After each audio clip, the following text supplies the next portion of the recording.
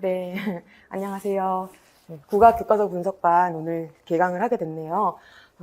오늘 수업을 하기 전에 이제 이번 1, 2월 동안에 뭐 공부할지 이런 것도 이제 먼저 말씀을 드릴 거고요. 오늘 드린 자료 중에 그 강의 계획이라고 써 있는 게 있어요. 그래서 거기 보시면은 이제 저희가 공부해야 될 것들 이런 게 좀 써 있는데 요거 보기 전에 제가 먼저 카페를 좀 소개를 할 게 있거든요. 그래서 여기 좀 잠깐 화면을 같이 봐주시면요.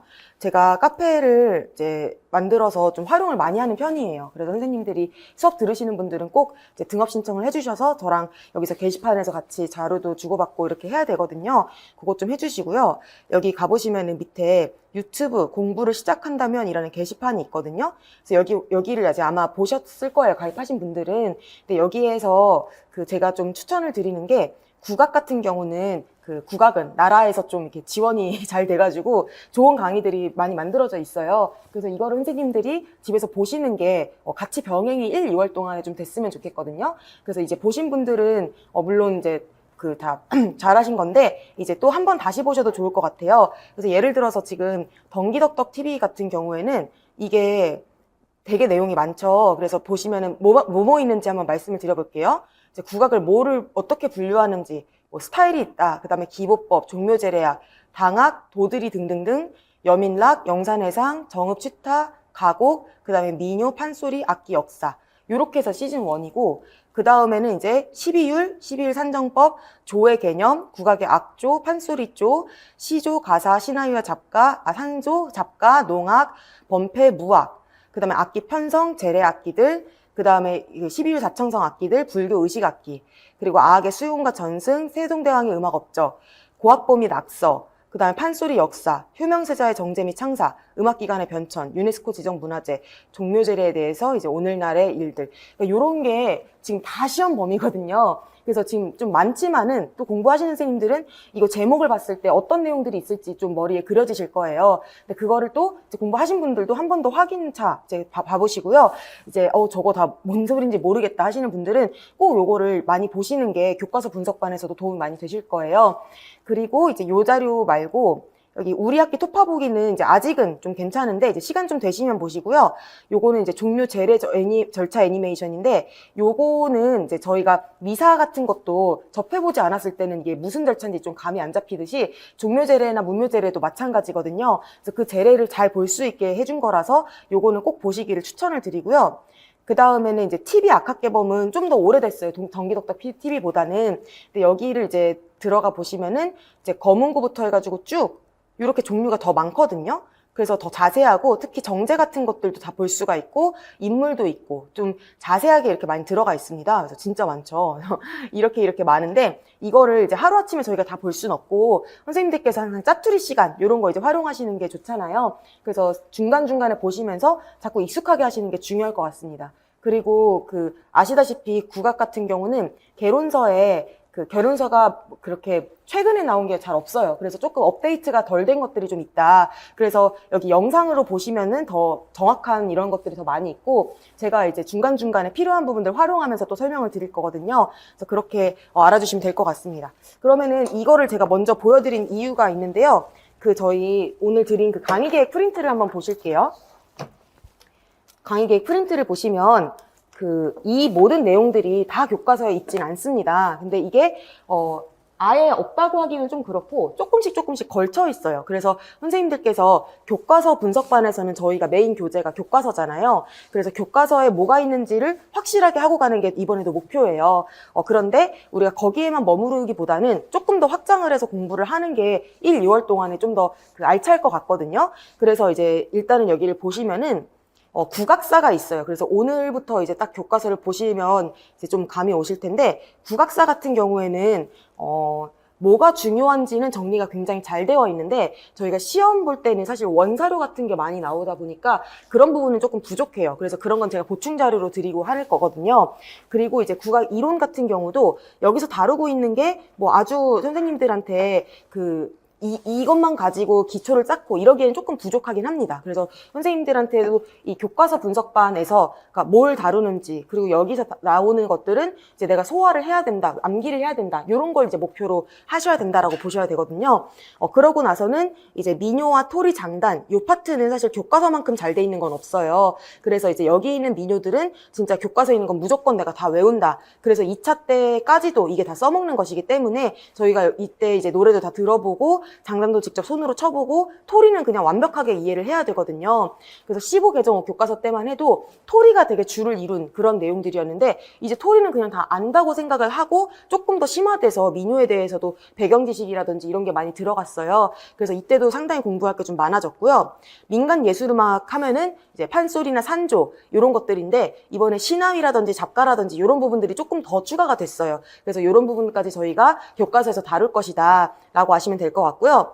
교과서 국악기라고 하면은 선생님들께서 이제 학교 가셨을 때 지도해야 되는 악기들을 얘기하는 거죠. 근데 이 악기들은 변함은 없습니다. 근데 이 악기들은 최소한 단소나 소금 같은 경우는 이제 크기도 작고 또 이제 많이 비싸지 않고 하니까 선생님들이 많이 이제 악보를 보면서 불어보시는 거를 저는 하셨으면 좋겠어요. 그래서 특히 이 악기들은 선율 악기들이거든요. 그래서 국악에서 선율 악기들은 율명하고 식임새 읽는 거 이런 거가 연습이 많이 필요해요. 그래서 그게 이제 교과서에서 식임새 부분도 많이 강화가 됐거든요, 이번에. 그래서 선생님들께서 이제 악기가 없으신 분들은 좀 뭐 플라스틱이라도 된 거라도 아니면은 단소를 내가 너무 못 불어. 그럼 이지단소라도 이제 좀 사셔가지고 이거를 부는 연습을 하시는 게 정말 실제로 도움이 많이 될 거거든요.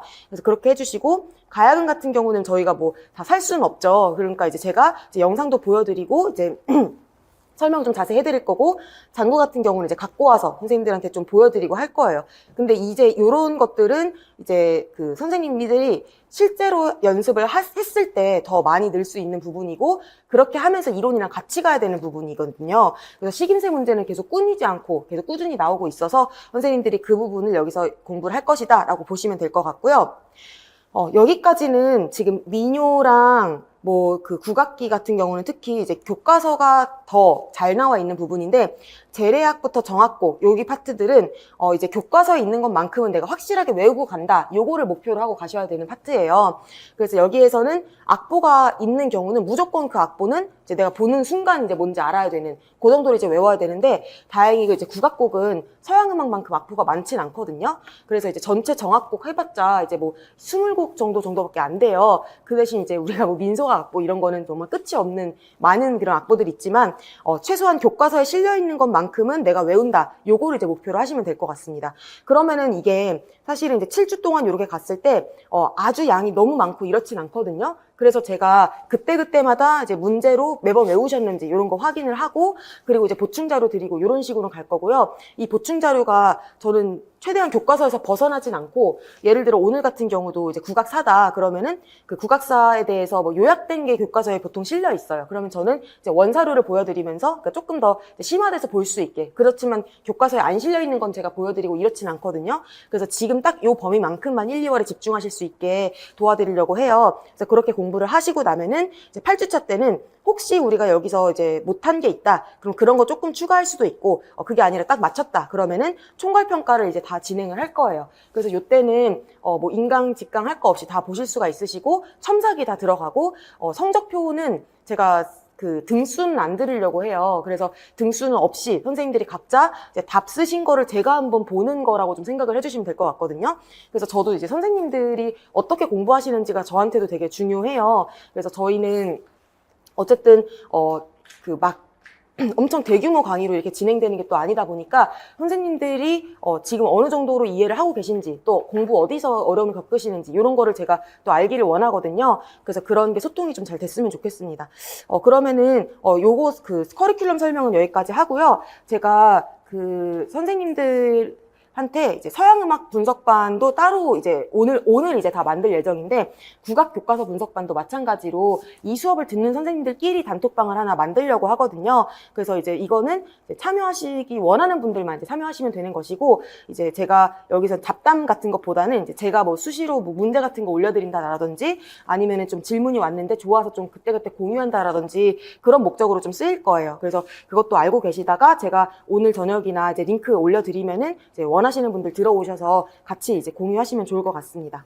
그러면 이제 강의 계획은 여기까지로 보면 될 것 같고요. 저희가 제가 칠판에 지금 써놓은 것처럼 다음 카페에다가 등업 신청을 해주시면 저희 게시판이 있어요. 우리 수강생들만 보실 수 있는. 그래서 거기다가 제가 드라이브를 주소를 공유해 드릴 수 있도록 글을 써놨거든요. 그래서 거기다가 이제 비대스로 선생님들께서 어떤 강의 수강하시는지 해주시면은 그에 맞는 제가 드라이브를 올려드릴 거예요. 그럼 이제 국악 들으신 선생님들은 이제 국악 드라이브에 가보시면 이제 요 자료가 있을 거예요. 그래서 이거는 이제 교과서인데 음악사에 해당하는 파트만 제가 다 모아서 나름 순서를 가지고 편집을 한 거거든요. 그래서 요거를 이제 저희가 쭉 메인으로 쭉 보면서 정리를 한번 할 것이고, 이게 반복되는 내용이 계속 있으니까 저희가 좀 자연스럽게 중요한 것들 위주로 외워질 것이다 라고 보시면 돼요.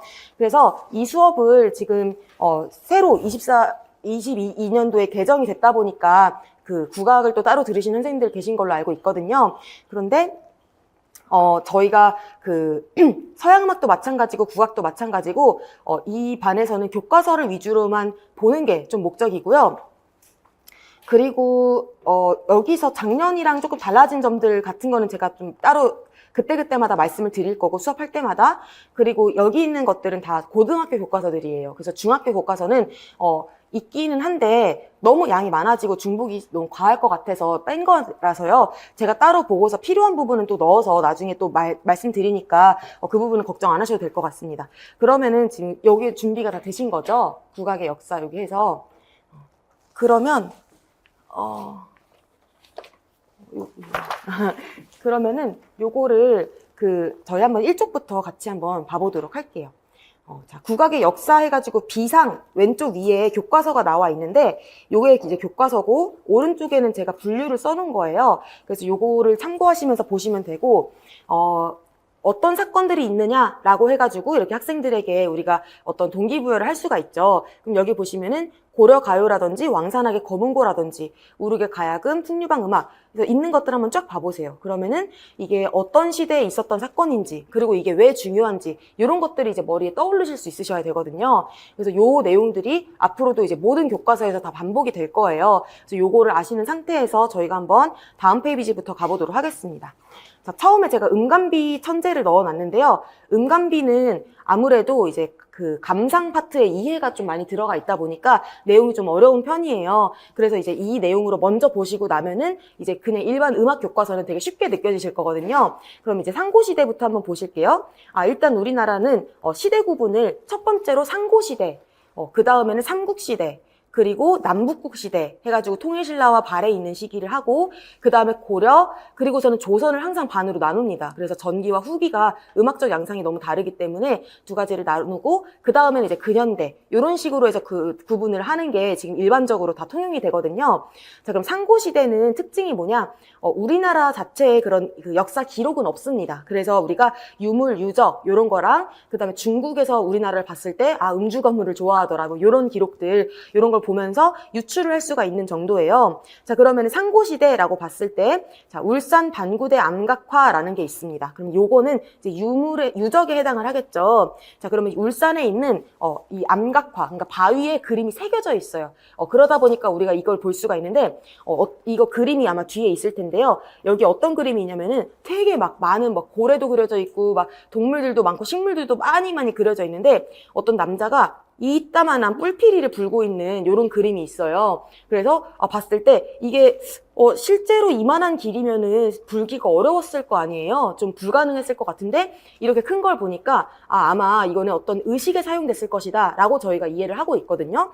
그리고 이제 춤추는 사람들도 있어요. 그래서 이거를 보시면은 암각화라는 것은 정말 저기 선사시대 요때의 기록이기도 하기 때문에 가장 오래된 흔적이다라는 거를 기억을 해주시면 좋을 것 같고, 오른쪽에 보시면 고대 악기 3가지가 있는데 이거는 너무 중요합니다. 그래서 이 중에서 특히 청동방울이라고 하는 거는 오늘날에도 이제 무당들이 방울을 흔들잖아요. 그래서 이것도 마찬가지로 제의의 악기를 보여주고 있는 것이거든요. 그래서 청동이다 보니까 오늘날에 실제로 이게 발굴돼서 이제 남아 있는 거예요. 자, 그 다음에 뼈필이라는 게 위에 있는데 골로 만든 재, 적은 이제 항상 피리를 가리킬 때 우리가 적이란 표현을 쓰게 돼요. 그래서 골재적이나 뼈피리나 다 익숙한 표현으로 선생님들이 이제 이해를 하셔야 되는데, 이 뼈피리가 실제로 보면은 이제 새 다리로 만들었다고 해요. 그러니까 다리뼈가 이제 가운데가 비워져 있고, 거기에다가 이제 구멍만 이렇게 뚫은 거죠. 그러면은 이게 얼마나 이제 작고 가볍겠어요. 그래서 이게 실제로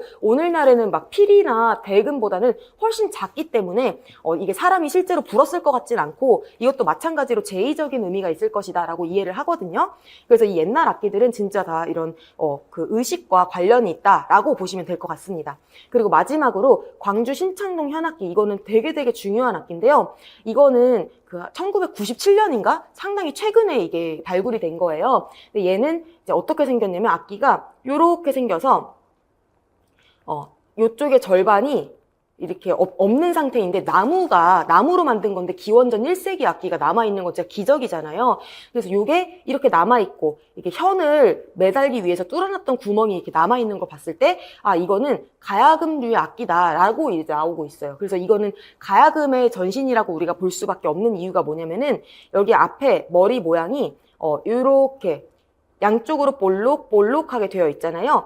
요런 형태를 가야금도 그대로 가지고 있는데, 이런 거를 양쪽 머리에 있는 그 뿔같이 생겼다라고 해가지고 양이두라고 얘기를 하거든요. 그래서 그 형태를 이제 그대로 간직을 하고 있어서 가야금에 대한 역사적인 기록 자체는 우리가 신라시대 막 요때에서 막 가야금의 가시황이 만들었는데 막 그걸 우르기 가지고 왔다, 요 기록이 되게 늦게 나오지만은 사실은 기원전 때부터 이미 가야금의 모습이 등장을 했다라는 걸 보여주고 있어서 되게 중요한 그런 유물입니다. 그러면은 이렇게 해가지고 지금 상고시대는 유적 유물이 굉장히 중요하고요. 그 다음에 제천의식에 대한 요런 파트는 중국에서 우리나라에 대해서 동의전, 그러니까 삼국지 위지 동의전이라는 책에다가 기록을 해놓은 거예요. 그래서 우리가 아마 한국사 보시면서 다 외우셨겠지만은 이제 고구려 동맹, 부여 영고, 동해무천 이런 식으로 이제 어떤 의식들이 있는지는 다 아실 거예요. 그리고서는 이제 뭐 제천 행사가 다 있었다. 그랬을 때 음악과 춤이 있다라는 거는 이것도 기록이 있어서 아는 거거든요. 밤새도록 음주와 가무를 했다, 이런 기록 때문에 저희가 알 수가 있는 거죠. 그 상고시대는 요게 전부입니다. 그래서 여기까지 선생님들이 확실하게 알고 계시면 이제 걱정할 게 없다라고 보여지고요.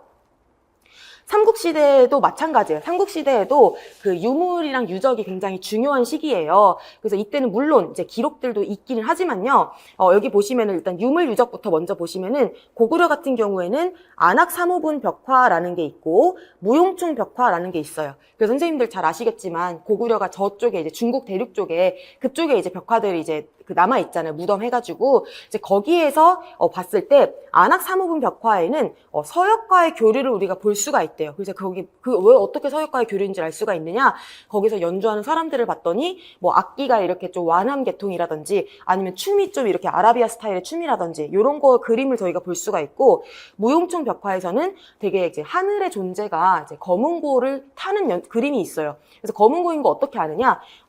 술대로 연주를 하고 괴가 있다라는 걸 그 그림에서 확인할 수가 있거든요. 그래서 검은고도 마찬가지로 나중에 이제 고구려에서 그 4세기 때 이후에 왕산악이 중국에서 7원금을 받아와서 막 개조해서 만들었다, 이런 기록이 있는데, 사실은 그 이전에 이미 술대와 괴의 형태를 가지고 있는 이런 우리나라 고유의 악기가 있었다라는 거를 보여주고 있는 되게 중요한 유물입니다. 이것도 그렇게 봐주시고요. 백제 같은 경우는 유물 너무 중요한 게 두 가지가 있는데요.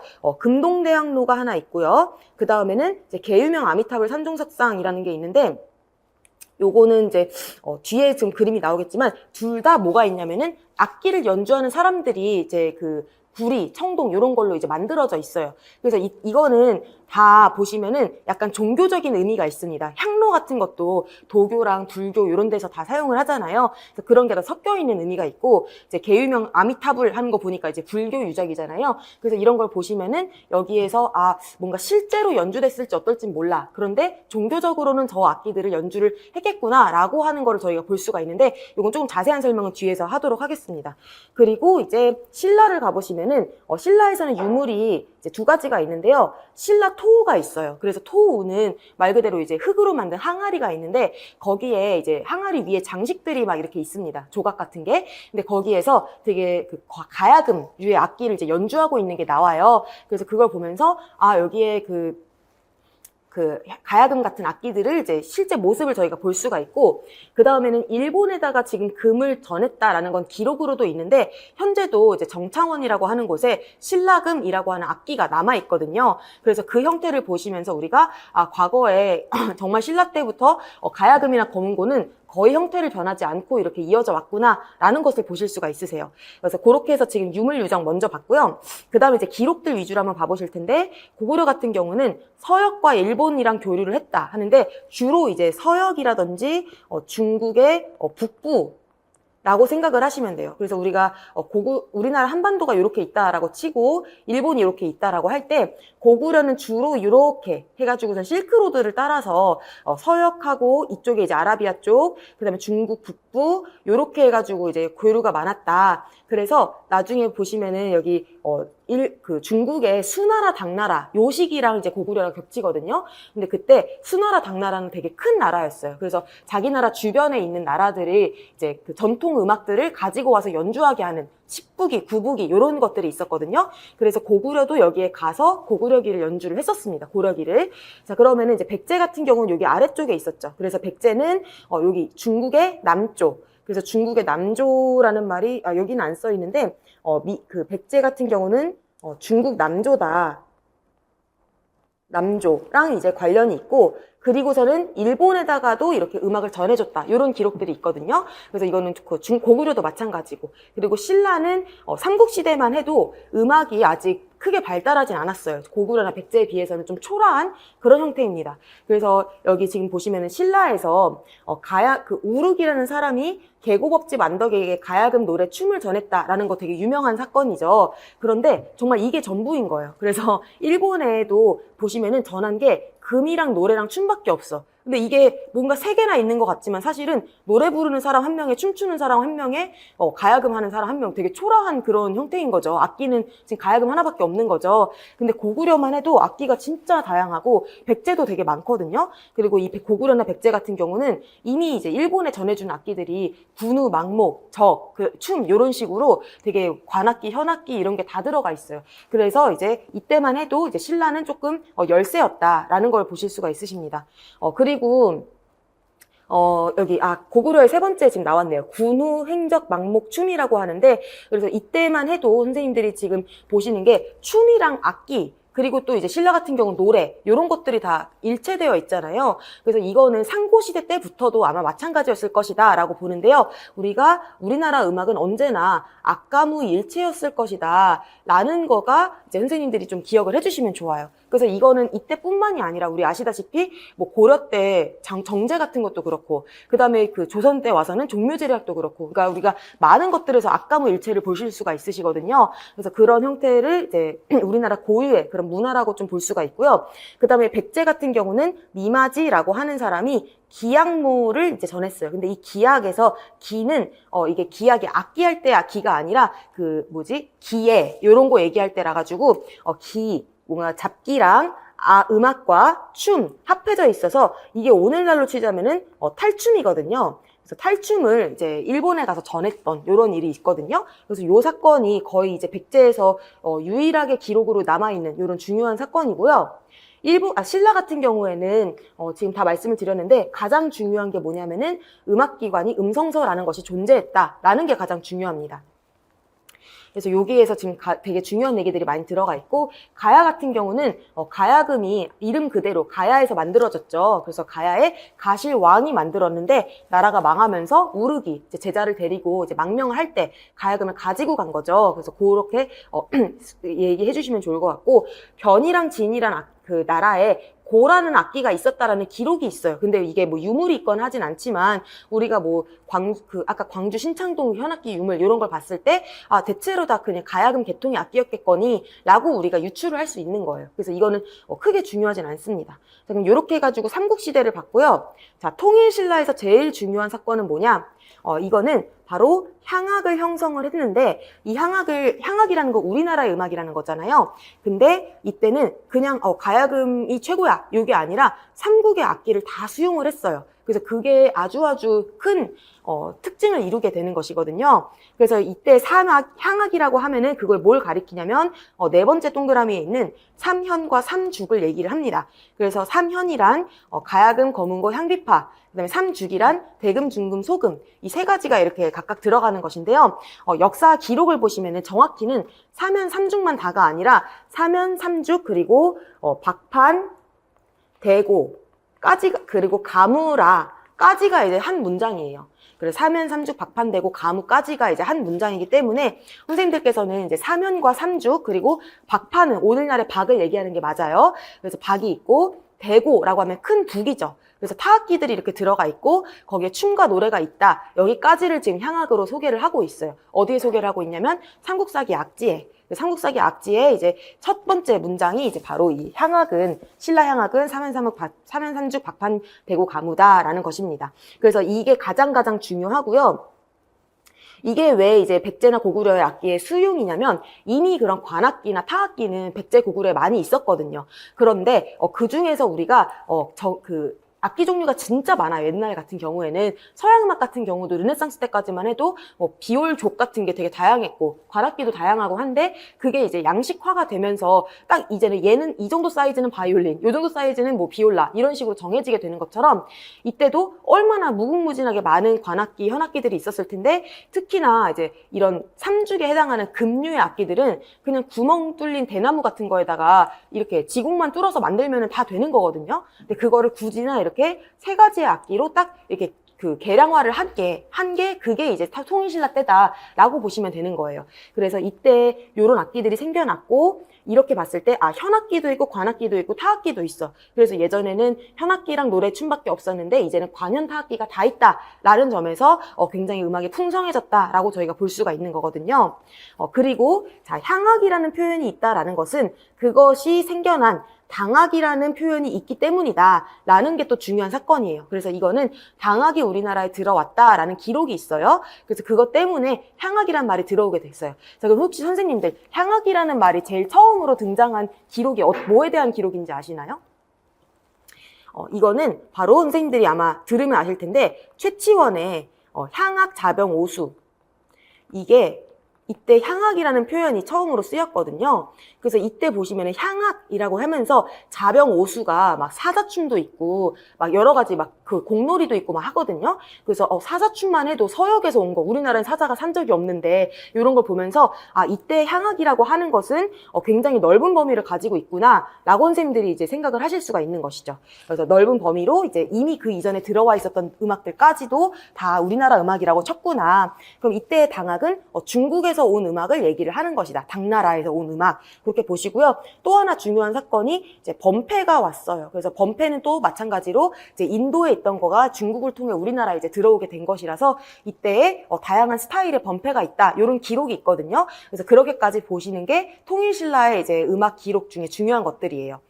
그리고 이제 오른쪽에 이제 향악장의 오수가 있네요. 그다음에 이제 발해까지 해가지고 이제는 통일신라 시대라고 말하지 않고 이제는 대부분 남북국 시대라고 얘기를 하죠. 그래서 발해에서는 이런 식으로 이제 고구려의 음악 문화를 바탕으로 한다라는 게 되게 중요하죠. 그래서 이걸 어떻게 알 수가 있냐면 발해는 자체적인 그런 역사 기록이 없어요. 통일신라 같은 경우는 삼국사기라고 하는 기록에 악지라는 책이 따로 있어서 우리가 여러 가지 음악 기록을 볼 수가 있는데 발해는 자기들 기록이 없기 때문에 우리가 중국이나 일본 역사서를 보면서 우리가 알 수가 있거든요. 근데 거기에서 발해에 대해서 뭐라고 하냐면은 고려 악기다고 이렇게 얘기를 해요. 여기서 말하는 고려는 이제 고구려를 얘기하는 것이거든요.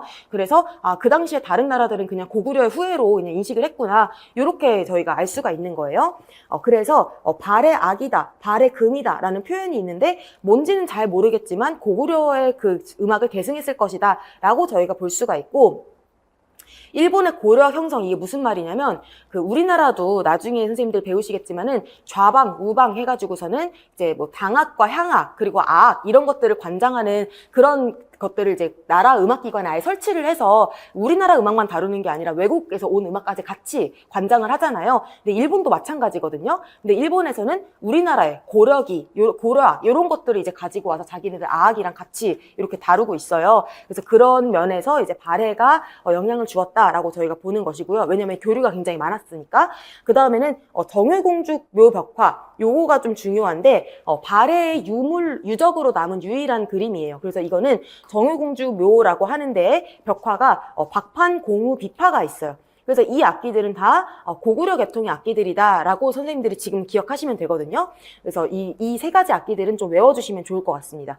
상상을 해보시면은 박파는 말 그대로 이제 박이고, 공우라고 하는 거는 이제 비파랑 거의 비슷해요. 둘 다 이제 발현 악기들인 건데, 이런 현악기들이 이제 같이 연주가 됐을 것이다 라고 이렇게 보시면 되거든요. 자, 그 다음에 이제 고려로 한번 넘어가 볼게요. 고려 같은 경우는 이제 불교의 나라예요. 그래서 우리가 불교 행사가 되게 중요한데, 이때 연등회랑 팔관회 요 두 가지를 이제 얘기를 하는 이유가 뭐냐면요. 고려시대의 가장 중요한 사건이 바로 이제 아악과 향악과 당악 이렇게 3대 계통의 음악들이 확립이 됐다라는 거예요. 그럼 그 얘기는 뭐냐? 우리가 우리나라 음악만 있을 때는 따로 우리나라 이름을 그 악기를 부를 이름이 없었어. 근데 당악이 왔으니까 향악이 생긴 게 언제였었죠?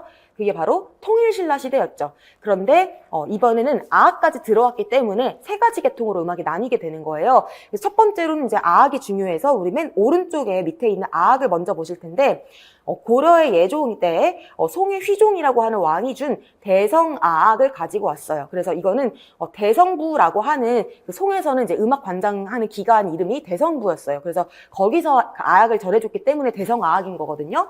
그래서 이거를 가지고 왔다라는 것은 아악을 가지고 왔다는 건 무슨 말이냐? 결국에는 이제 악기를 가지고 오고 악보를 가지고 오고 거기서 연주하는 그 문화를 가지고 왔다라는 얘기거든요. 그래서 그때 어떤 악기들이 들어왔는지가 다 써 있는데, 그게 오늘날 봤을 때 그냥 편종, 편경, 그리고 그런 이제 아악기들, 찐 아악기들을 얘기를 하는 거예요. 그리고 이제 그 중에서는 오늘날 문묘제략이 남아있어서, 문묘제략은 아시다시피 아악기로만 연주를 하죠. 그래서 그거를 저희가 좀 나중에 심화반 때 자세히 보실 수가 있으시고요. 그 다음에는 당악이 또 중요한데, 이때 당악은 제일 중요한 게 두 가지가 있어요. 첫 번째는 정제입니다. 두 번째는 사악이에요. 그래서 선생님들이 고려시대에 당악하면은 정제와 사악 이 두 가지가 생각이 나셔야 되거든요. 정제는 뭐냐면은 기회를 바친다라는 뜻을 가지고 있어서 이제 음악과 춤과 노래, 춤과 노래와 이야기 요게 다 같이 어우러져 있는 종합 예술이고, 이거는 이제 여러 명이 춤을 춰서 이제 무리를 지어서 막 매스 게임처럼 막 몸으로 글씨도 만들고 막 이러는 거기 때문에 궁중에서밖에 할 수가 없는 그 당시에 되게 화려한 호화스러운 그런 궁중에 유행하던 것들이었던 거예요. 송나라에서 그 당시에.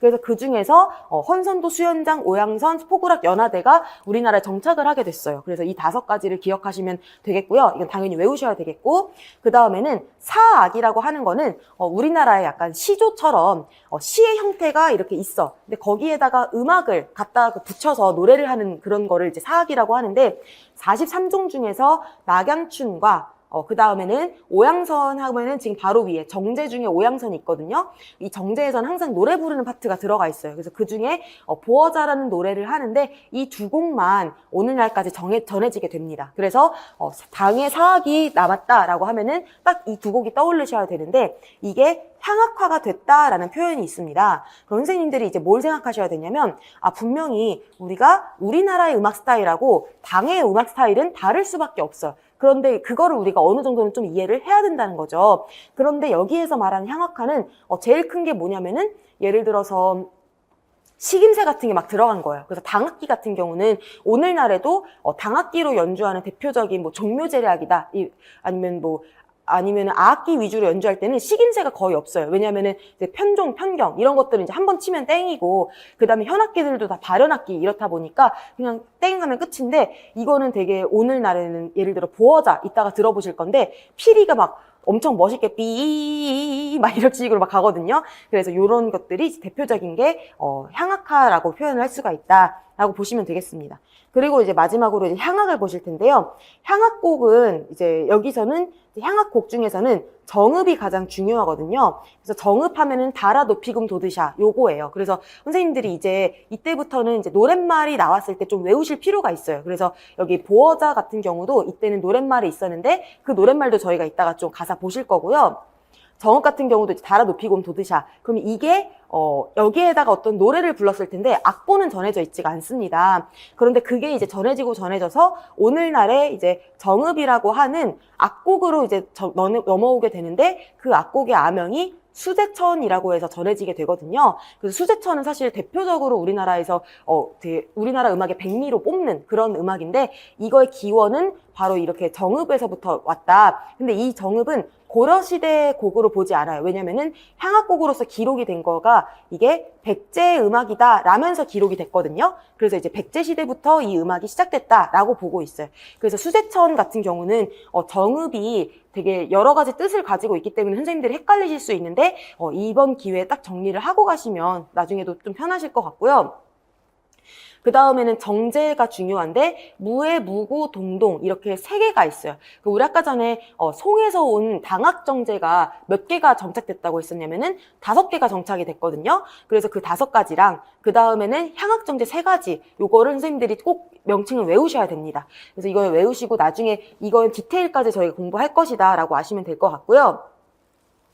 그 다음에는 여기 풍입송, 자아동 이런 곡들이 있는데, 이런 곡들도 마찬가지 다 가사가 적혀져 있는 거지 이제 악곡은 이 당시에는 없습니다. 그리고 이제 고려사 악지라고 해서 여기 이렇게 이걸 뭐라고 하더라? 이 책 표시가 있는데, 요거는 이제 여러 책을 얘기하는 거고, 그 다음에 이 꺽쇠가 하나로만 되어 있는 거는 그 중에 이제 하나의 챕터, 그러니까 예를 들어 이제 고려사 악지 중에 31권인가가 이제 악지예요. 고려사 중에서. 그래서 여기 보시면은 향악기를 이렇게 소개를 하고 있습니다. 근데 당악기도 소개를 하고 있거든요. 그래서 나중에는 이렇게 여기에 고려시대의 향악기를 뭐라고 인지를 했었는지, 당악기를 뭐라고 인지했었는지, 이게 조선시대 가면 또 달라지거든요. 그래서 이렇게 좀 기록 위주로 저희가 공부를 앞으로 할 것이다 라고 하시면 될 것 같습니다. 자, 그 다음에 조선시대로 왔어요. 조선시대에 보시면은 첫 번째로는 신제 악장이라는 표현이 있는데, 새로울 신에다가 만들 제자, 그 다음에 악장이라는 것은 이제 가사예요. 그러면 이거는 뭐냐면은 조선을 이제 건국을 했을 때 위화도 회군을 통해서 전국을 한 거기 때문에 이거는 너희 눈에는 이제 회군을 한 것이지만 우리 입장에서는 이건 하늘이 이거는 시킨 일이다. 이거는 미리 예지돼 있었던 일이다. 요거를 이제 얘기하는 그런 노래들을 많이 만들었어요. 그래서 이거는 이제 이때만 해도 음악을 만들었다 해가지고 그냥 신악이라고도 표현을 했는데, 오늘날에는 음악하면 당연히 이제 멜로디가 있는 이런 음악을 떠올리지만, 이때만 해도 악이다라고 얘기를 하면은 악장이 먼저예요. 노랫말이 먼저예요. 그래서 이때 만들었던 건 다 노랫말이었고요. 있는 노래에다 했어요. 그래서 있는 노래들이 다 고려음악의 가락에다가 얹은 거죠. 그래서 그 가락들이 뭐 예를 들어 청산별곡이라든지 서경별곡이라든지 뭐 이런 식으로 이제 원래 있었던 고려 가요에서 가지고 오게 됩니다. 이런 사건이 먼저 있었어서 우리가 볼 수가 있는데, 가장 중요한 인물들이 이제 셋이 나와요. 세종, 세조, 성종. 그래서 이 세 왕의 업적들은 저희가 인출이 되실 수 있어야 되거든요.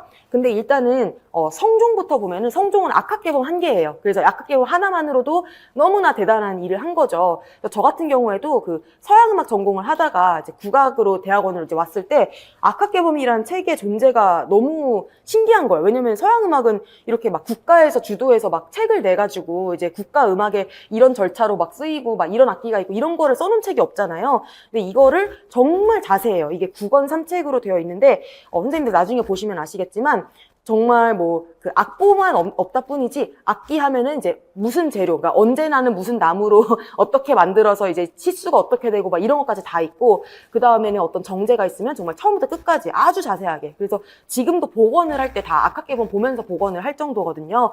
그래서 그런 책을 만들었다라는 것만으로도 성종 진짜 멋있다 이렇게 저희가 보시면 되겠고요. 세조 같은 경우는 제일 중요한 게 정대엽 보태평이라고 하는 이 2개 악곡을 종묘제례악으로 채택을 했다라는 게 되게 중요해요. 이게 왜 중요하냐? 자, 제례라고 하는 것은 제사를 지내는 건데, 우리 아시다시피 이제 조선 때는 유교 나라라 가지고 우리 돌아가신 어른들한테 예배 드리는 게 가장 중요한 그런 일이었어요. 그래서 임금이 해야 된 일 중에 첫 번째로 중요한. 그래서 이제 막 올해의 중에서 첫 번째가 이제 이런 제사 지내는 거잖아요. 그런데 그 음악이 뭘로만 했어야 됐었냐면은, 이때 고려시대 때 들어왔었던 아악으로만 제사 음악을 했어야 됐었던 거예요. 이 아악은 언제부터 있었던 거냐면, 정말 중국에서 그 기원전에서부터 있었던 악기라는 그런 책이 있어요. 그러니까 200권짜리 막 책이 있거든요. 그래서 거기는 악학개범보다 더 심하게 뭐가 절차가 어떻고 막 이럴 때는 이런 음악 해야 되고 막 이런 게 엄청 이렇게 심한데 그걸 가지고 만든 걸로 이제 우리가 뭐 조금 막 쇠퇴되고 이러긴 했지만은 우야무야 막 우리나라에서 계속 쓰고 있었단 말이죠. 근데 사실은 이거를 먼저 슬퍼한 사람은 세종이었어요. 그 세종은 어떤 얘기를 했었냐면은 살아계실 때는 우리나라 임금들이 이제 우리나라 음악을 들으셨는데 돌아가셨을 때는 이렇게 옛날 중국 음악 듣는 게 좀 말이 안 되지 않냐?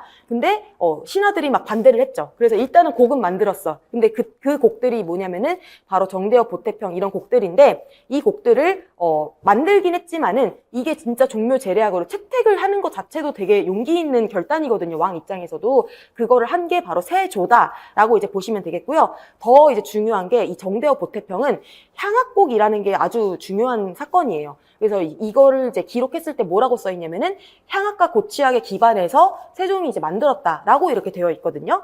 그래서 향악, 고취악 이런 것들이 다 우리나라 음악으로 만드는 것으로 제사를 지낸다라는 게 사실은 우리 입장에서도 되게 획기적인 거가 이해되시죠? 그러니까 그 당시에는 정말 있을 수도 없는 그런 일을 하신 것이다라고 보시면 될 것 같아요. 그래서 이런 일들을 하셨고 지금 이제 세조가 한 일 중에 이제 첫 번째로 써 있는 게 오음약보라는 것인데요. 오음은 5개의 음을 얘기해요. 그래서 우리나라에서는 솔라도레미, 라도레미솔 이렇게 해가지고 2개의 음계가 이 시기부터 이제 계속 쓰이고 있었어요. 그래서 이거를 우리가 평조와 계면조다라고 얘기를 하는데 주로 5개밖에 음을 안 쓰는데 사실 이 이전까지만 해도 기보법을 중국에서 왔기 때문에 중국에서는 이제 옥타브 아래에 있는 12개 유를 다 쓰는 그런 식의 기보를 했단 말이죠. 근데 이게 아무래도 우리가 5선보도 배워야지 되는데 한자로 12개 음 하면은 몇 명이나 이거를 노래 부르시고 할 수가 있었겠어요. 그러니까 이거를 우리나라 실정에 맞게 5개 음으로만 그냥 쉽게 1, 2, 3, 4, 5로 나타내서 만든 악보가 바로 오음약보거든요. 그래서 이것도 정말 대단한 획기적인 일인 거죠. 그래서 세조의 업적은 이렇게 2가지로 선생님들이 보시면 되겠는데 사실은 뭐 여기다가 하나만 더 추가하자면은 이제 그 음악 기관을 일원화했다라는 것도 있어요. 그래서 장악원을 하나 써주시면 좋을 것 같습니다. 그래서 음악 기관이 이제 그러니까 신라시대 음성서부터 해가지고 이제 고려시대 때부터 한 개가 아니라 한 2-3개쯤 이렇게 있다가 조선시대 와가지고 세종 때 이것저것 하시는 게 많다 보니까 음악 기관이 막 많아졌거든요. 근데 그렇게 있던 거를 일원화를 해서 더 이제 집약적으로 이제 일을 할 수 있게끔 해줬던 게 이제 세조다. 그렇게 아시면 되겠고요. 세종으로 오겠습니다. 그래서 세종을 제일 마지막에 보는 이유가 이 모든 지금 성종과 세조의 업적보다도 세종의 업적이 더 크다라고 볼 수가 있어요. 그래서 일단은 첫 번째로는 지금 아악을 정비했다라는 게 굉장히 많은 노력과 그런 그 지력이 필요한 그런 일이에요. 그래서 이 정비는 왜 필요하냐? 처음에 예종 때 이렇게 들어왔었던 아악이 이거 하라는 대로 연주하기도 쉽지 않아. 왜냐면은 연주자들도 다 갖춰져야 되죠. 악기도 다 있어야 되죠. 그리고 악보도 제대로 다 우리가 전승가 돼야 되는데 이 고려 말 가면은 워낙 무신의 난임의 몸에 해가지고 나라 자체가 흉흉한데 이거를 다 세팅을 해가지고 하기가 쉽지가 않단 말이에요. 그래서 우리도 뭐 예를 들면은 초등학생들 데리고 오케스트라 만들려면 인력이 일단 없고 악기부터가 수급이 안 되고 이런 생각하시면 돼요. 그러니까 그런 식으로 이제 아악이 좀 이렇게 쇠퇴를 해가지고 그냥 되는 대로 막 있는 대로 막 섞어 쓰고 막 이랬단 말이에요. 그런데 사실은 그러면 제사의 진정한 의미의 제사 음악이라고 할 수가 없는 거예요. 그러니까 세종께서는 이제 그러면 안 되겠다. 우리가 제사를 지낼 땐 제대로 지내야 된다. 그래서 정말 옛날에 있었던 그 석전악보 이런 거 막 기원전에 있는 중국 책들 이런 거 가지고 와가지고 제대로 다시 완비를 한 거예요. 그러니까 사실은 너무너무 대단한 복원을 한 거죠. 세종은 그렇게 했고 그 다음에는 율관을 만들어서 악기를 제작했다. 이게 무슨 말이냐면 율관이라는 것은 그 우리가 서양 음악에서 이제 A4를 이제 440에 맞추는 것처럼 이제 기준이 되는 그런 악기가 있어요. 오보에 같이 하는 건데 근데 이제 그 리드가 있는 건 아니고 그냥 단소 연습하라고 나와 있는 요만한 거 부는 거 있잖아요. 그런 거라고 생각하시면 돼요. 율관이. 그래서 요만한 관인데 그거 불면은 그게 이제 황음이 나는 거. 그리고 또 하나 좀 더 뭐 긴 거를 불면 뭐 짧은 거 불면은 이제 뭐 태가 난다라든지 이런 식으로 12율에 맞는 이제 율관들이 있거든요. 근데 이거를 이제 만든다라는 것은 원래는 이제 제후국인 우리나라에서는 할 수가 없는 거. 그래서 왜 그러냐면은 이것도 마찬가지. 중국이 천자국이기 때문에 자기들이 항상 기준이어야 되는 거예요. 그래서 왕이 중심이고 이 당시에는 막 송의 휘종이다 그러면은 휘종의 엄지손가락 길이가 율관의 길이 약간 이런 정도로 이제 왕이 바뀌었을 때 그게 바뀐다 할 정도로 되게 그 중국 황제의 그런 위엄을 상징하는 게 율관이었던 거거든요. 근데 그거를 이제 우리나라에서는 만들어야 됐어요. 왜냐면은 이거를 중국에서 주는 것만 기다리면은 우리나라에서 만약에 율관이 망가졌어. 그러면은 또 주십시오 하고 한참 며칠 걸려서 가가지고 또 지내다가 또 며칠 걸려서 오고 그럼 그동안 우리나라 뭐 할 수가 없잖아요. 악기 같은 경우도 마찬가지고 편종 하나 깨졌어. 그러면 또 주십시오 하고 갔는데 또 잘 주지도 않아. 그러니까 이제 우리나라에서 스스로 만들 수가 있어야지 진정한 의미의 아악 정비가 되겠구나 라고 이렇게 판단을 하시고 율관도 만들고 악기도 제작을 하게 되었습니다. 그래서 이거가 이제 아악 정비랑 사실은 같은 얘기고요. 그 다음에 정간보 얘기는 다른 얘기예요. 그럼 그 전까지는 악보가 뭐였냐면은 율명은 있었어요. 그래서 선생님들 잘 아시는 황대태여 고중림 이난무 이거를 가지고 그냥 이때는 음악들이 다 약간 정형화돼 있어. 그래서 뭐 무슨 쉬었다가 무슨 쉬었다가 또 하나 둘 셋 넷 했다가 또 쉬었다가 하나 둘 셋 넷 이렇게 연주가 되다 보니까 리듬이라는 게 딱히 필요가 없는 거예요. 그러니까 여기다가 그냥 뭐 예를 들어 뭐 황, 고, 임, 남 이렇게 쓰면은 그냥 되는 거거든요. 그래서 다 같이 약간 눈치 봐서 다음에 숨 쉬었다가 다음 거 들어가고 약간 요러면 되는 거기 때문에 그런 악보를 우리가 뭐라고 하냐면은 율명을 한자로 써서 만든 악보다 율자보라고 얘기를 하거든요. 근데 율자보로는 쓸 수 있는 음악이 이런 재래 음악밖에 없는 거예요. 왜냐면 이런 음악만 있는 게 아니라 얼마든지 또 리듬이 있는 그런 음악들도 우리가 썼을 텐데 그러다 보니까 정간보를 창안을 하게 된 거거든요. 그래서 정간은 아시다시피 한 정간이 하나의 박을 이제 가지고 있기 때문에 이 길이를 우리가 가늠할 수가 있게 돼서 이거를 이제 우리가 뭐라고 얘기하냐면 동양 최초의 유량 악보다라는 표현 들어보셨죠? 그래서 이 표현은 그냥 외우시면 좋아요. 그래서 유량, 양이 있다. 그래서 양이라는 것은 결국에 길이를 말을 하는 것인데 동양에서 이렇게 유량을 한 악보가 최초라는 게 되게 대단한 일인 거거든요. 그래서 이렇게 보시면 되겠고요. 그리고 밑에 이제 복레이랑 정대 보태평 써 있는데 복레이는 정제거든요. 그래서 이거는 좀 이따 뒤에서 좀 설명을 드릴 거고요. 그 다음에 대표적인 음악 학자가 박연과 맹사성이 있는데 박연은 너무너무 중요하기 때문에 다들 아실 거인데 맹사성은 이제 조금 박연보다는 좀 덜 중요하게 여겨졌었다가 시험에 맹사성을 쓰는 게 문제 나온 적이 있었거든요. 그래서 우리가 인물들도 좀 저희가 잘 볼 필요는 있어요. 그래서 박연 같은 경우는 진짜 아악에 미친 사람. 그래서 이 사람은 그냥 공무원인 거잖아요. 그러니까 하라는 일만 해도 사실은 많아요. 막 황희정승도 일 그만두고 싶은데 막 세종시키고 막 이랬었잖아요. 근데 그 이상으로 상소를 600개 이상을 썼어요. 그러니까 우리나라 음악 이래서 잘못됐다. 그래서 여기 책을 보면은 이래야 된다. 이런 상소를 너무 많이 써서 이제 그게 지금 다 남아있을 정도거든요. 그래서 이 사람이 이제 아악 정비하면 대표적인 사람 이렇게 생각하시면 되겠고 맹사성은 이제 향악을 정리했다. 그래서 요건 자세한 내용은 좀 나중에 보도록 하겠습니다. 그래서 이렇게 해서 조선 전기는 딱 보셔도 왕들이 굉장히 주도적으로 우리나라 음악은 이렇게 끌고 가겠다. 이런 의지가 되게 많이 보이시죠. 그리고 실제로도 음악 외에서도 다 이제 약간 태평성대 이런 시기였기 때문에 이때가 약간 황금기예요. 근데 이러고 나서는 후기는 임진왜란을 기준으로 나눠지기 때문에 당연히 전쟁 나면은 음악 뭐 이런 거 어떻게 세팅을 해요. 그러니까 정말 막 불타 없어지고 막 그 편종 편경 이런 거를 연못 같은 데 묻어놓고 막 가고 막 이랬대요. 그러니까 그게 이제 연못 바닥이 이제 진흙이니까 오히려 진흙 속에 있으면 이게 부패가 안 된다고 해요. 공기가 차단이 돼서. 그래서 이제 전쟁 난 와중에도 그거를 다 이제 묻어놓고 막 도망가고 이래서 지금 그래서 이런 악기들이 또 남아있다라고 하더라고요. 대단하시죠.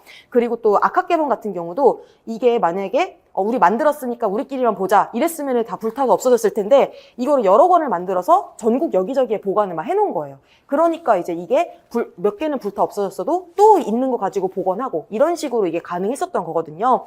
그래서 정말 기록을 정말 많이 한 그런 나라다라고 보시면 되겠고 어쨌든 간에 그 영향으로 인해서 궁중음악은 쇠퇴할 수밖에 없어요. 이 이후에는 뭔가 더 하려고 왕이 뭐를 한 게 거의 없어요. 효명세자 때, 정조 때, 요때 빼고는. 그래서 그렇게 돼 있고 민간 중심 음악은 발달한 거를 저희가 볼 수가 있습니다. 근데 이거는 그전에는 민간음악이 발달을 안 했다라고 하면 틀린 거겠죠. 이거는 기록에 의해서 우리가 역사를 쓰는 거기 때문에 이때쯤부터 민간음악의 기록들이 막 나타나게 되거든요. 그래서 우리가 발달한 거를 알 수가 있다 뿐이지 원래도 민간음악은 다 있었을 것이다 라고 생각하시면 되고요. 당악이 향악화된다. 우리 아까 전에 고려시대에 들어온 당사악 두 곡이 뭐라고 했었죠? 보어자랑 낙양춘 이렇게 두 곡이죠. 그래서 이 두 곡이 향악화가 된 거를 우리가 확인할 수 있는 건 바로 조선 후기예요. 그래서 이거는 우리가 뭘로 볼 수가 있냐? 이때쯤이면 이미 세종께서 만드신 정간보 이런 것들이 아주 널리 통용이 됐었기 때문에 정간보라고 하는 악보가 아주 많아요. 그래서 이제 국가에서 편찬한 악보들도 있지만 특히 이제 풍류방 음악이라고 해가지고 양반들이 좀 글씨를 쓸 수 있는 사람들이 악보집을 서로 베끼고 막 물려주고 막 이렇게 하면서 여러 개가 지금 남아 있거든요. 근데 그 악보를 봤더니 막 예를 들어 16세기에 써 있는 보어자는 이렇게 생겼는데 17세기에는 또 달라지고 18세기엔 또 달라지고 이런 거예요. 그래서 악보를 보았더니 음악이 이렇게 점점 좀 달라지는 걸 봤더니 점점 식임새도 늘어난다라든지 아니면 뭔가 검은고주법이 막 추가가 된다라든지 이런 식으로 향악화를 저희가 볼 수가 있는 거예요. 그래서 이 모든 거를 정리해서 한마디로 얘기하면은 향악화 됐다라고 이제 말을 하는 거거든요. 그렇게 보시면 되겠고, 자, 대학 후보는 이제 세조 때 음악을 담은 영조 때 그 이제 만든 악보인데요. 이 악보는 나중에 저희가 좀 자세히 볼 거고요. 금합자보라고 하면은 이거는 이제 민간에서 만든, 그러니까 이제 궁중에서 만든 게 아닌 일반 사람이 만든 최고의 악보예요. 그래서 최고라는 거는 이제 그 최고가 아니라 이제 가장 오래된 악보인 거거든요. 그래서 이런 등등의 악보들이 있는데 이번에 그 금합자보라든지 양금신보 이런 거 정도는 이제 교과서에 실려 있더라고요. 그래서 선생님들 공부하시는 선생님들은 이제 아마 이거 외에도 여러 가지가 생각이 나시겠지만은 어쨌든 요 정도 이제 교과서에 실려 있고 그래서 이런 악보들을 통해서 풍류방 음악이 발달했다라는 것을 지금 볼 수가 있습니다. 그래서 이때는 이제 줄풍류 음악이라는 그런 문화가 이제 생겨나게 되고요. 오른쪽에 가보시면은 가곡, 가사, 시조 이게 3대 이제 정가라고 얘기를 하는 것이거든요. 그리고 지금 삼연육각 편성이라고 얘기를 하는데 이거는 이제 풍류방에선 아니에요. 삼연육각은 어떤 악기들이냐면은 향피리가 2개나 들어가. 근데 향피리 소리 진짜 크거든요. 향피리 2개에다가 막 대금 그리고 막 북이랑 장구가 또 따로 다 있어. 그래서 장구도 시끄러운데 이제 북도 있고. 그러니까 이렇게 큰 거는 막 어디 사랑채에서 막 연주하고 이런 게 아니죠. 이런 거는 진짜 그 민간 정말 길바닥에서도 연주를 할 수 있고 어디 구판에서도 연주할 수 있고 그러니까 어디 놀이를 할 때도 할 수가 있고 여기저기 다 쓰일 수 있는 기본 세팅이 삼연육각이다 이렇게 생각을 하시면 되거든요. 그래서 삼연육각이라는 이 명칭과 형태는 정말 전국에 다 퍼져 있었다라고 해요. 그래서 그 시작이 뭔지 정확한 삼연육각의 뜻이 뭔지 이런 건 저희가 아직도 알 수가 없지만은 정말 전국적으로 아주 보편적인 그런 형태였다라고 생각을 하시면 될 것 같습니다. 그리고 이제 민속음악 발전 이게 중요한데 이때는 그냥 민요가 아니죠. 이 지금 판소리, 산조, 시나위, 잡가의 공통점은 다 전문진이 한다라는 거예요. 그래서 이거는 뭐냐?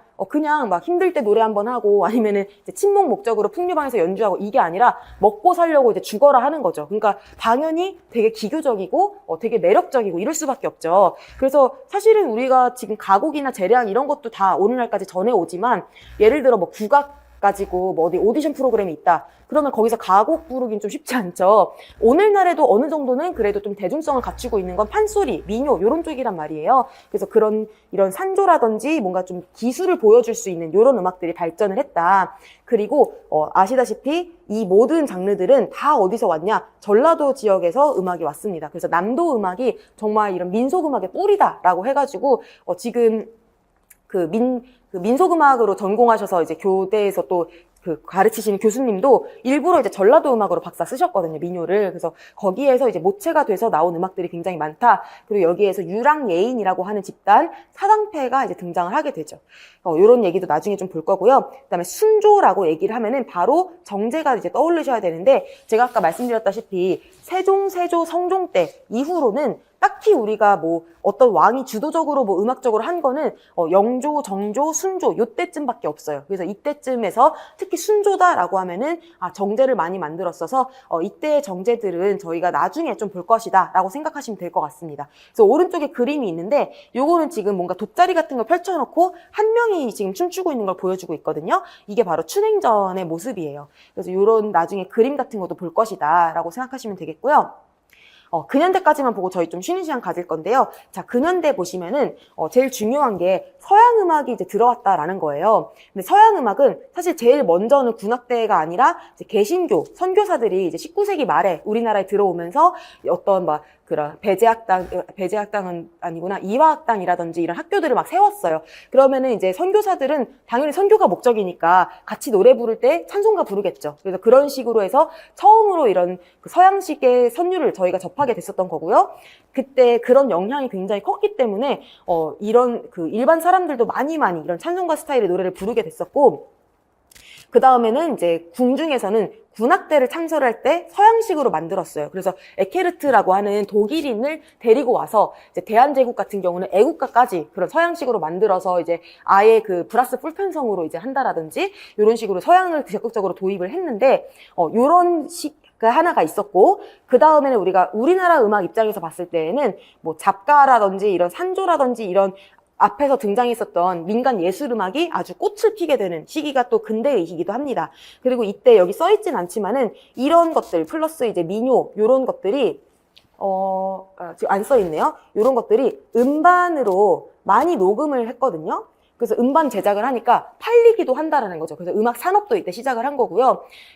저도 되게 놀랬었는데, 임방울이라고 하는 명창 들어본 적 있으시죠? 그래서 이 사람이 그 서편제 중에서도 그 춘향가의 그 쑥대머리 대목을 그렇게 잘 불렀다고 해요. 근데 그게 음반이 100만 장이 팔렸대요, 이 시기에. 그러니까 이거 인구를 생각하더라도, 또 그 당시 구매력을 생각하더라도 진짜 엄청난 거죠. 그러니까 인기가 진짜 많았고, 이때는 이 상업적으로도 이렇게 먹혔었다. 판소리라든지 민요라든지 이런 것들이 라고 생각을 하시면 될 것 같아요. 그리고 창극이 탄생했다라는 거는 왜 지금 중요하게 여기냐면, 판소리의 파생 장르들이 교과서에서 다루고 있거든요. 그 중에 하나가 창극이에요. 그래서 판소리라고 하는 전통 장르를 현대식으로 재해석한 것 중에 하나가 창극이다. 물론 오늘날에는 창극이 또 이제 거의 쓰이지 않고 있지만은 요게 등장을 했는데, 이게 그 당시에는 또 되게 센세이셔널한 거예요. 그러니까 서양식 극장이라는 거를 처음으로 만들었는데, 협률사 원각사 같은 거거든요. 그래서 다른 게 아니다. 그래서 요 협률사 원각사에서 창극을 이렇게 많이 연주를 했었어요. 그래서 이 협률사라든지 원각사 요 이름들은 좀 기억을 해주시면 좋겠고요.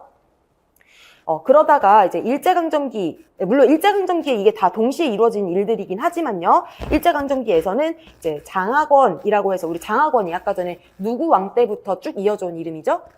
세조 때부터, 세조가 이제 일원화했을 때 그 이름이 장학원이잖아요. 이어져 왔는데, 이왕직 아학부 해서 너희는 이제 이씨 왕조의 직분을 맡은 아학부다. 이런 식으로 이름을 그냥 이씨 왕조 이렇게 붙여버린 거예요. 그러니까 좀 격하를 시켰다라는 표현을 붙이거든요. 여기다가 이렇게 이름을 붙였고, 민족 문화 말살 정책 이런 거를 해서 국악 연주를 이제 봉쇄 제한했고요. 그리고 이제 지금은 전혀 아니지만은 이제 정말 지금 뭐 교수님들, 그러니까 국악과 교수님들 좀 1세대 이런 분들은 그때만 해도 제가 권호성 교수님이라고 되게 훌륭한 학자이신 선생님한테 배운 적이 있어요. 우리 학교에서 배웠었는데, 그 선생님이 그 서울대 국악과 1기시래요. 근데 그 본인도 이제 경복고 나오시고 막 4대문 안에서 그 4대문 안에서만 대대로 살아왔다. 그러니까 그런 자부심 막 있으신 분이신 거예요.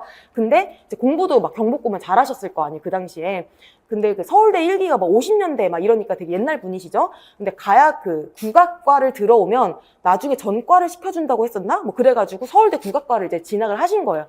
그래서 이제 들어가서 처음으로 이제 가야금을 막 메고 지나가는데, 그 서울대 안에서 그 남학생들이 축구를 하다가 공을 막 자기 쪽으로 찼대요.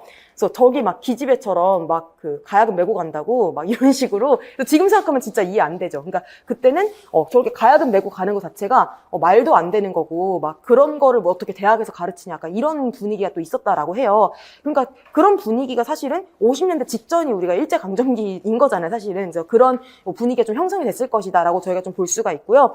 그래서 대학을 처음 설립을 했을 때는 또 국악과가 없었다라는 것인데, 그래도 이제 우리나라가 이제 광복하고 그 다음에는 이제 해방 이후에는 국악과를 이제 신설을 하면서 좀 이렇게 후학을 양성하는 데 힘을 쓰게 됐다. 이런 것도 지금 근현대에서 되게 중요한 사건 중에 하나인 거거든요. 자, 그래서 이제 오른쪽 가보시면은 이제 광복 이후에 전통음악의 계승 발전을 위해 노력했다. 그래서 이제 덕성여대를 시작으로 서울대 등의 국악과가 신설되기 시작했다. 그래서 덕성여대는 생겼다가 금방 없어지거든요. 그래서 뭐 제일 오래됐다라고 하면 서울대가 제일 오래된 거예요. 지금까지 있는 것들 중에서는. 그렇게 하고, 그다음에 일제강점기에 제한됐던 민속놀이 복원. 그래서 민속놀이 같은 것 것들도 뭐 지금 초반부터 이렇게 연구자들의 막 관심의 대상인 건 아니었지만 아시다시피 오늘날 갈수록 계속해서 민속학에 대한 연구적인 관심이 계속 커지고 있거든요. 그래서 그런 파트들을 저희가 또 대비를 해야지 시험에서 교수님들이 또 신나게 요즘 연구한 건데 또 막 내셨을 때 우리가 저 이러실 줄 알았습니다. 이렇게 딱 문제를 풀 수가 있겠죠. 그래서 그렇게 저희가 또 준비를 할 거고요. 그 다음에 51년도에는 국립국악원을 개원을 했다라는 거. 그래서 이게 사실은 제 장학원을 뒤를 잇는 것이다 라고 볼 수가 있겠죠. 그래서 그 예전에 한번 그 문제가 그 조선시대 장학원 이후에 그 변천, 음악기관의 변천을 뭐 5개 이상 써라 막 해가지고 교방사에 막 장학과에 막 이런 거 써야 되는 게 있었거든요. 그래서 그 흐름도 저희가 나중에 한번 보실 거고요. 그 다음에는 국가무형유산이라든지 뭐 국가, 1호잖아요, 종묘제례학이. 무형유산 1호 아니고, 문화재 1호. 문화재, 요런 제도가 생기면서, 이런 거를 저희가 보존을 진짜 열심히 해요. 사실은 이제,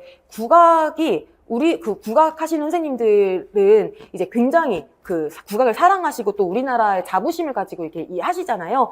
그러니까 이제 더 국악이 더 활성화됐으면 좋겠다. 더 지켜줬으면 좋겠다. 이거 항상 목표이신 것 같더라고요. 그런데 또 막상 우리나라처럼 일본의 지배를 받았던 동아시아 국가들 있잖아요. 중국이라든지 대만이라든지 막 이런 나라들 보면 전통음악 이 정도로 보존하는 나라가 없더라고요. 그래서 우리나라만큼 이렇게 문화재 지정이라든지 뭐 대학이라든지 어떤 국악원 그리고 막 이렇게 티켓 값도 엄청 싼 거 아시죠? 공연 같은 거. 그래서 그런 것들이 지원이 엄청나게 이루어지고 있는 우리나라는 굉장히 신경을 많이 쓰고 있는 거다라고 이제 보시면 될 것 같습니다. 물론 더 노력해야 될 것도 있겠지만요.